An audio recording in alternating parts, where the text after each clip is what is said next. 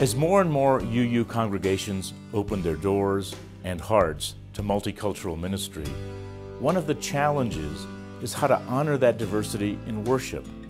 How does worship become multicultural? How does this worship help build the beloved community? These are questions that the ministers and members at All Souls in Washington, D.C. have been pondering for years.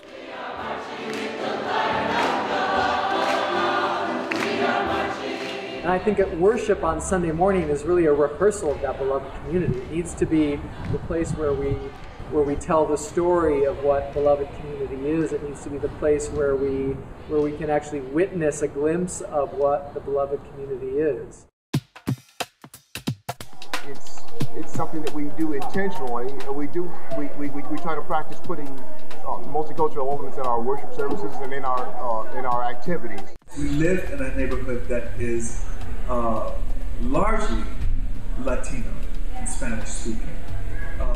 This neighborhood is a clash and a clamor and a symphony and a cacophony of mixtures of cultures. One of the things that we've learned is that people oftentimes will make a judgment within their first 15 minutes of being in a church on Sunday morning whether or not they belong.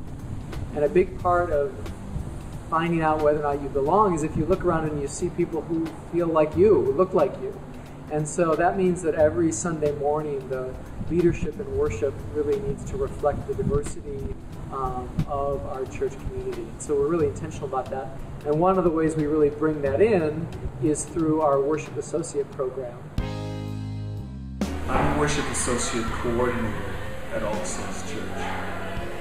My biggest struggle is fulfilling the mandate that we have from the clerical staff to make sure that the pulpit reflects a multiracial, multicultural aspect at all times.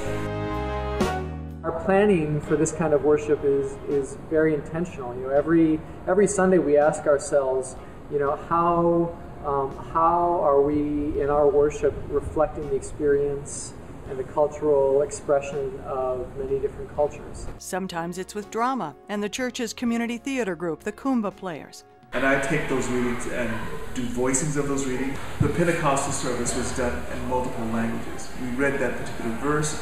The framework was done in English, and then within that we had like 6 different languages.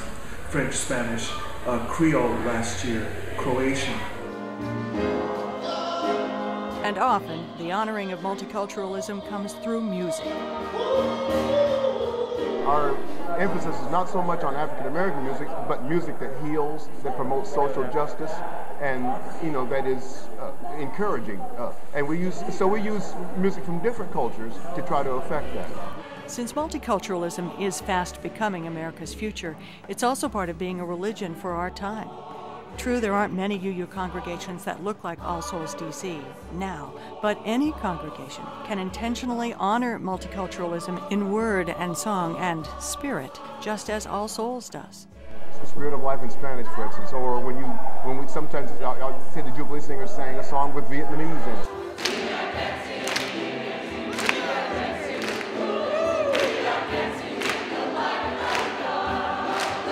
We really see our congregation as seeking to model, to rehearse what Dr. King called the beloved community. A diverse, spirit-growing, justice-seeking community that is true to the dream of all souls.